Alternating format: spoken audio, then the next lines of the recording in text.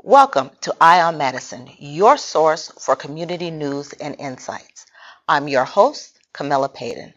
It's been a while since we've had a new episode, and we're starting this installment off with a bang. Today we have not one, but two formidable forces in Illinois politics. Matteson Mayor Sheila Chalmers-Currin and Cook County Board President Toni Preckwinkle. Cook County Board President Toni Preckwinkle has been the Cook County Board President since 2010. President Preckwinkle oversees one of the nation's largest public health systems, County Care, serving over 500,000 residents, leads criminal justice reform, and founded the county's Board of Economic Development. She also presides over the forest preserves of Cook County. Mayor Sheila Chalmers-Currin has served as Matteson's mayor since 2017, becoming the first African-American woman to hold the position. Prior to her election, she also held significant roles, including the president of the Fire and Police Commission for the state of Illinois, served on former President Barack Obama's Military Academy Selection Commission when he was the U.S. Senator. She also served as Senior Policy Advisor for Lieutenant Governor Sheila Simon. Welcome to the both of you. It's great to have you on the show. Thank you. Thank you for inviting us. Thank you for being here. I definitely want to make sure that we acknowledge our board president. Thank you. Yeah. We're so glad to have you here in the village of Matteson. So I'm looking forward to just a great conversation. Well, thank you. I'm not a stranger, as you know. I'm often down in Matteson. Yes. And I want to congratulate you, Mayor, because in addition to the first female mayor of the village of Matteson, you are also the first female president of the IML. Can you tell us a little bit about your role in the Illinois Municipal League? Well, thank you. I'm honored to be a part of the Illinois Municipal League. It gives me an opportunity to advocate for others throughout the community. As you know, it serves something like 1,294 mayors and municipalities. So not only can I advocate for the village of Matteson, but also to advocate for the state of Illinois and other mayors that face the same challenges that I face. So I'm looking forward to it. Thank you for mentioning that. Oh, no problem. Okay, now we're getting into Black History Month. Yes. And so I really wanted to see who were your influences and learn more about, and not only just in life, because I know a lot of people have influenced you on your journey, but who influenced you in how you govern? I think we all, if we stay in this job long enough, we're going to find influences. But my influences started with my grandmother, who told me just to do what's fair and what's the right thing to do. Oh, Those are the beginnings of the influence. And as you know, the Reverend Clay Evans, who was my uncle, also was a big influence in making sure I was a part of public service, as I am now. So I'm glad to be a part of it. You know, I was a young teacher in the 1970s, and the Watergate hearings were on television, the impeachment of President Nixon. And I was really, really impressed by Representative Barbara Jordan from Houston, Texas. Just an amazing intellect, Yes. thoughtful. There was a gravity to everything that she said, and I thought, this is a person who's a good role model for somebody who wants to be in public life. And I hadn't at that point decided that I would ever run for office, but I was surely impressed with her. Oh, fabulous.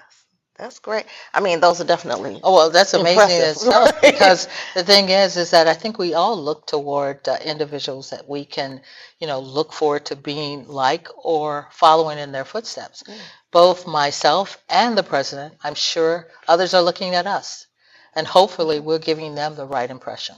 Right, and to understand that how the seed is planted. Oh, yeah. So it was planted when you were a teacher, and it was planted, as you were Very growing young. up. Very So, young. the Very seed young. is planted early, Right. and then you're able to take advantage of it later on. Sure. So, it just gives people that inspiration that, some may be just sitting at home and listening to you, being influenced by you, and understanding that they can take that next step and actually, look for an elected office. Oh, without a doubt.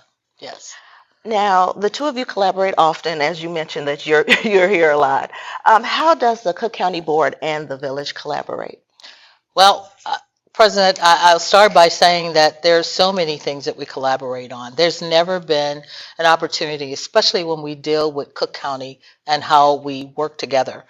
From the Amazon to roads right on Valmer, when we talk with the President's office about, we had flooding that was right there on Valmer, just east of Ridgeland. That area there flooded all the time.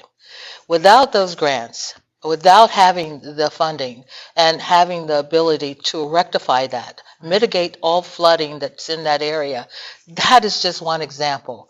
We can also talk about the community development block grant and those things and how it has influenced what we do with infrastructure and our road improvement. So all of these things run into what happens with the county. There's never been an opportunity, and I'm sure the president will agree. When we talked about bringing in Amazon, she was right there at the table, right there with me, talking about how we can move this and how smoothly we can move it, and it happened. When I talk about different things that we've done here in the village, it goes back to the county. And when you don't have those kind of collaborations, nothing really gets done. So I'm glad of that. You can't govern in Cook County without having great relationships with municipal leaders. And I'm very grateful to the mayor for her collaboration and cooperation. The county is stronger when we all work together, and Amazon is a great example of the ways in which county government can be helpful to local units of government when they're looking at big development projects. That's phenomenal.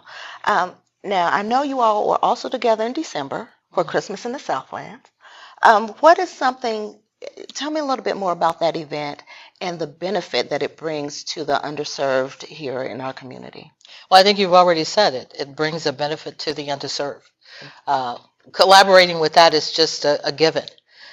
We are public servants, and whenever we can have an opportunity to give back, that's a great opportunity. And just to have children and their families say thank you for what you're doing and making a difference in their lives, it brings joy to me. I don't know about you, but I think anytime you can make a difference in the lives of others, you're doing what you're supposed to do as a public servant. Christmas in the Southland started in the city of Chicago. Yes. Larry Huggins. Yes. Right Way Construction. We don't want to forget him. No. Yeah. Right Way Construction, an African-American entrepreneur, went back to his home community in Englewood in the 17th Ward and started Christmas in Englewood. And it expanded there. It's now all 50 wards in the city of Chicago. And they came to the Southland, 3 years ago? Yeah. 3 years ago. And I know they're on the west side of Chicago, and I think they were even in Kankakee this year. So this not-for-profit initiative originated with Larry Huggins and his commitment to the community out of which he came, Englewood. Yeah. And look at how it's expanded. Yes. From the city of Chicago to move out into the suburbs, and we are grateful for it. Because sometimes, they think maybe they're not individuals that need it in certain areas, but the need is everywhere. Yes. And like you said, it's just, I was there as well, just hearing those stories from the families and, the excitement with the children. It's a phenomenal event, and to know that we were able to come together. And when do you that, have wonderful. Families or mothers tell you that there's no way that their children would have had this type of Christmas had we not been involved with it, it does make a difference. And it makes you want to do it again. Yeah. And that's what we should do. Now, we want to talk about the next generation of Black women leaders. How are you all mentoring and becoming the role? I know you all are role models already, but what steps are you taking to mentor the next generation of leaders? Well, I'm chairman of the Cook County Democratic Party, so I have an opportunity to support lots of good folks across the spectrum. In the last cycle, in 2024, the Cook County Democratic Party endorsed a slate of candidates. 60% were women. Wow. And 60% were people of color. So the party has tried over the last decade and a half to be much more inclusive and to lift up diverse communities within the county. And I always say, the people we slate for office ought to be as diverse as the county itself. That's phenomenal. That is. One of the things, I'm not sure if you are familiar with the Illinois Women's League Institute for Leadership. I'm a class of 2005. Yes. And from those class, many elected officials and many women have been a part of what we do. Mm-hmm. And being a part, they choose 12 women every year that they feel are most likely to be elected to office. I was lucky enough to be a part of the class of 2005. There's so many other women that have come through that program. And I go back and help to mentor those.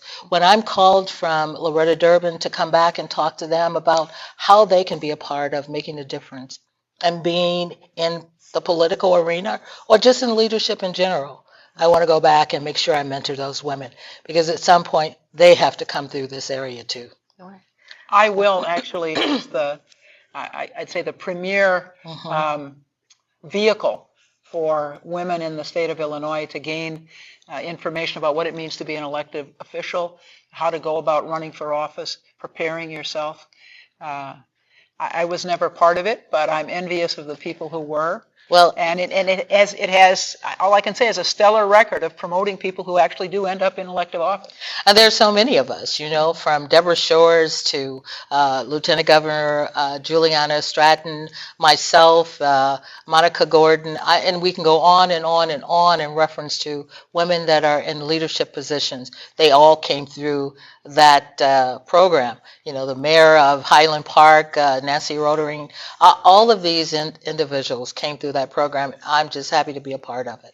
And Loretta Durbin, of course, is the better half of our senior senator, Dick Durbin. Yes. And she and several other colleagues, I don't know how many years ago, decided that there needed to be this opportunity, this vehicle, to promote women in elective office in Illinois. God bless them. Yes, and they've done a great job because this started, I think, in 2002, and it still goes on to now. So every year, 12 to 13 women are coming through that program, and it's a year-long program that takes them not only to Springfield but into D.C. and following in and shadowing women that have already been in leadership. So it's just a great program, and I'm glad we were able to mention it. Oh, yes, absolutely. I mean, and both of you are doing such phenomenal work, so I hope that our viewers are taking notes.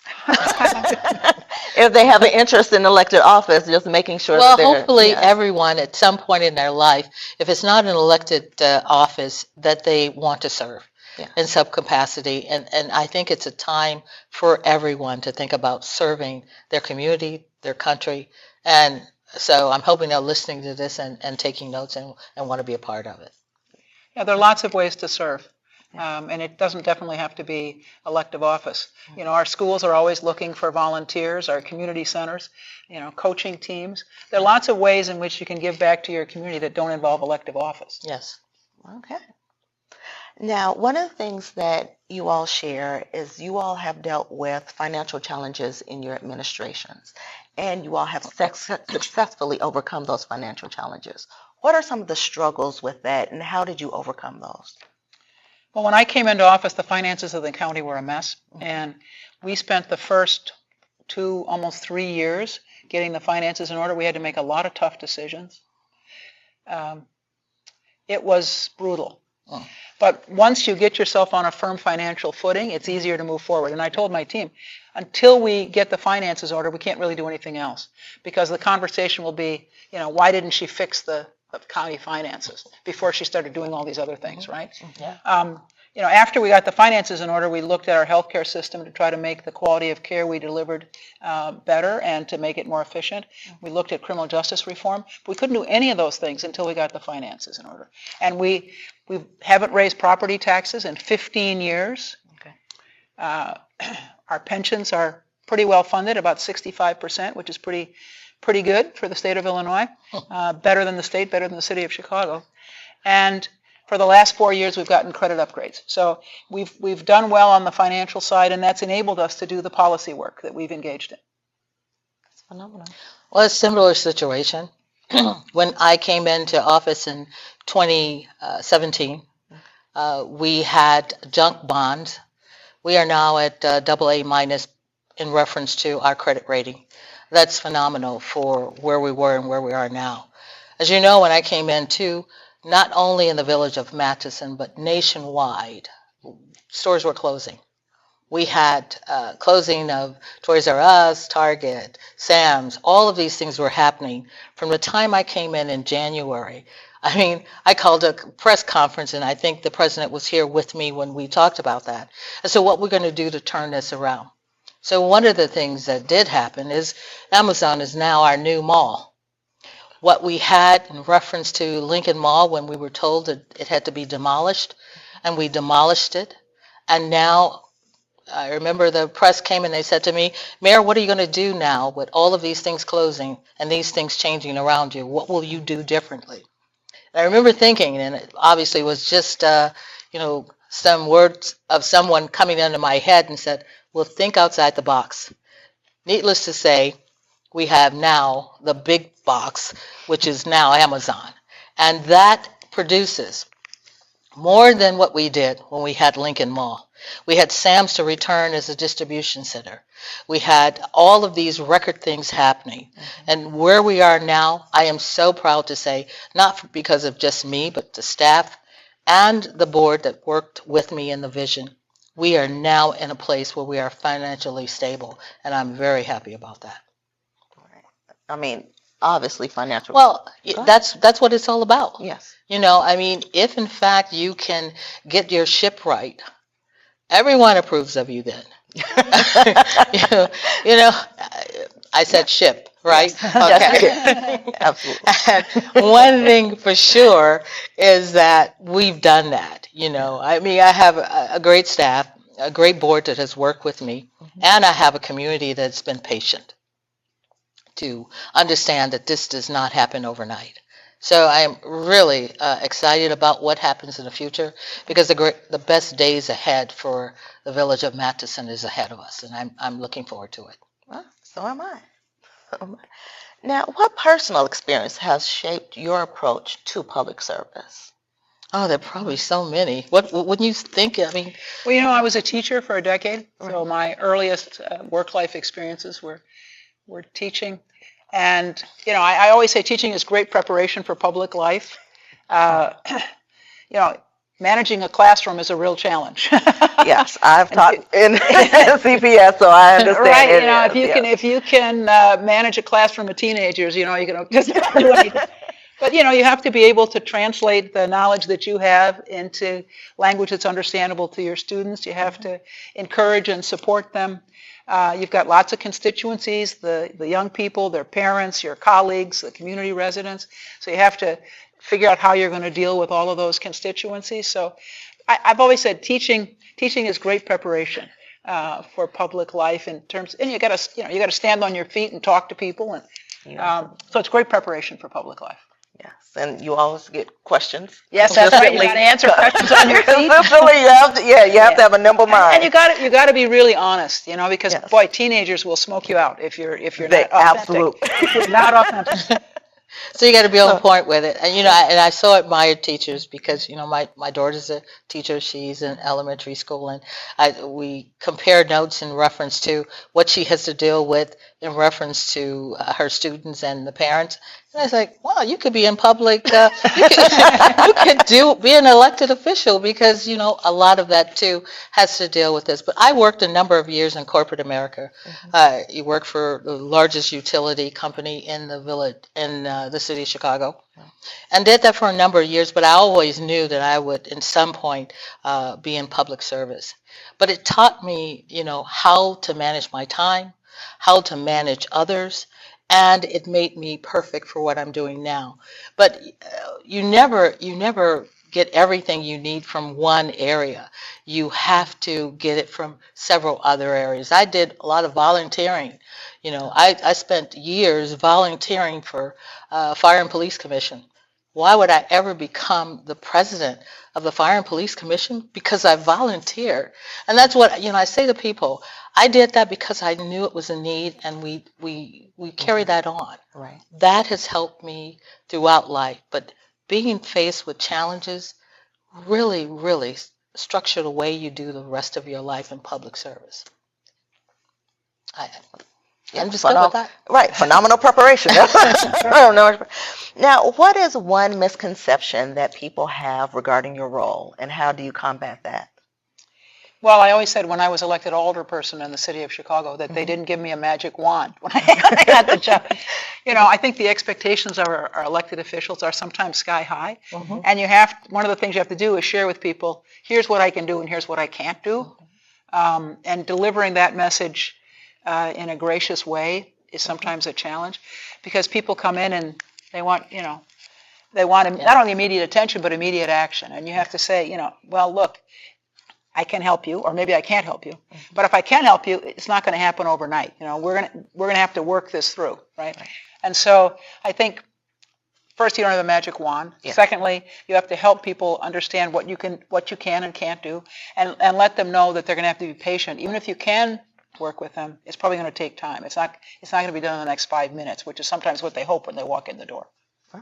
I agree. I've had calls all the time where they said, we want an entertainment center, we want a white linen restaurant here, and why is that not here? And I said, I'm working on it, but what I will do is I always offer them to be a part of my Economic Development Commission. Come on and help me. You'll see then that it's not like that. Being the mayor is like being the CEO. There's a lot of individuals that work within the village itself, and they take on their responsibilities. But it doesn't happen overnight, as the president mentioned. These are things I wish she would give me if she finds that magic wand. Share it. That we share it, and I'll be, making sure that all those things happen right here in the village itself. But I get those calls too. They want it yesterday. And why isn't it happening right now? What I have learned, and with talking with them, is to be patient. We're going to make this happen, and we're going to get it done. So be patient with me. Okay. Now, what upcoming initiatives or projects should residents be looking forward to within the next year or the next 2 years? Well, I guess what I want to talk about is healthcare. Okay. Half of our budget in the county, about a $10 billion budget, half of it is healthcare. And we're going to be challenged because the President of the United States and the Republican Congress have withdrawn federal support for healthcare. When President Obama was president, one of the things he did was increase federal support for healthcare.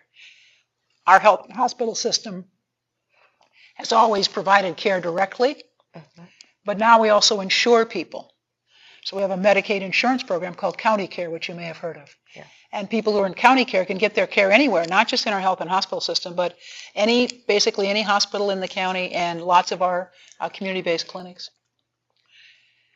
But we're going to have to figure out how we're going to manage now that the federal support is shrinking. They've made it, you have to register to be a member of the Medicaid program twice a year instead of once. And that's an opportunity to kick people off, right? That was the idea. If you make people redetermine more often, you'll have an opportunity to kick people off. And there are work requirements, just as there are now work requirements for food stamps. And both of those things are going to be really problematic for folks at the margins in our communities.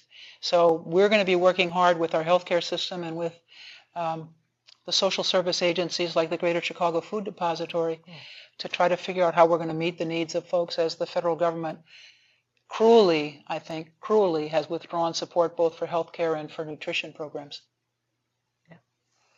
Well, I agree that there's a lot of things that we have to be aware of.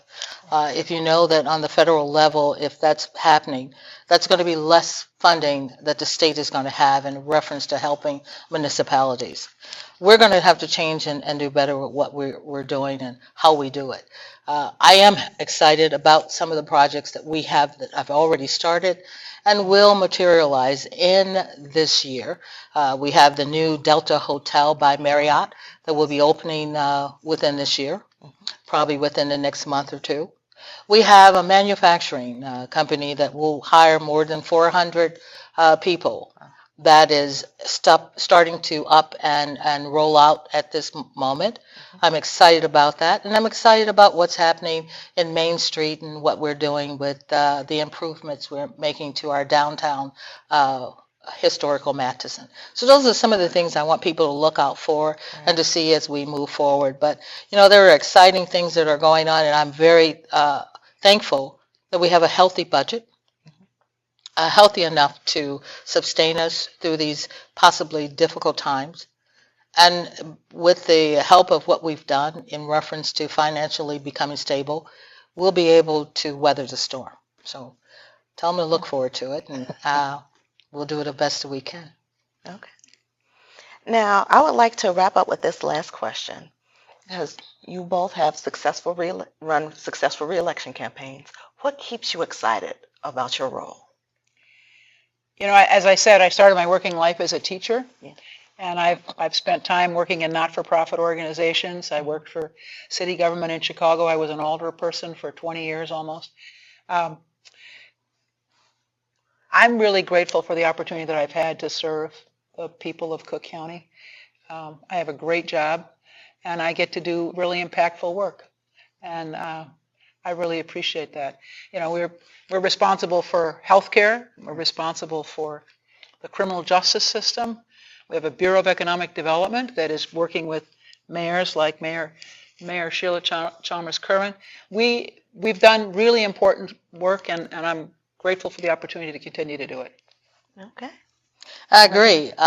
We do this job because we hope that we're making a difference. I truly believe we're making a difference. Both the president and myself know that we went through some difficult times when we had COVID-19, and we dealt with that, and the George Floyd uprising when she was out here for that. All of these things we became a part of and have worked together. But what holds me together is when individuals say, Mayor, thank you for what you're doing. We appreciate what you're doing, and we pray for you. So with all those things being said, I am happy to get up on any morning and come in here and do the job that I believe I was made to do. So here I am, and I look forward to the next moment that we can come together again and talk about the impact that we're making on the community and that you're making on the county. Thank you. Thank you for being here. And I agree with you. Please keep us in your prayers. That is always good. That is always good. It is truly what keeps me going. We have 3 mega churches right here in the village, so there's always a place to go. Pastor Singleton, I meet with him once a month, and we talk about things that's going on in the village. And he says, well, similar to the church, you have ups and downs and good and bad and all of those things, but one thing for sure is we love the job we do, and we wake up every day to continue to do it. Amen. Amen. Thank you. All right. Thank you, President, for being here, too. Thank you for inviting me. I'm grateful. Yes. Thank you. Thank you. And thank you all for joining us today, and stay tuned for our next episode.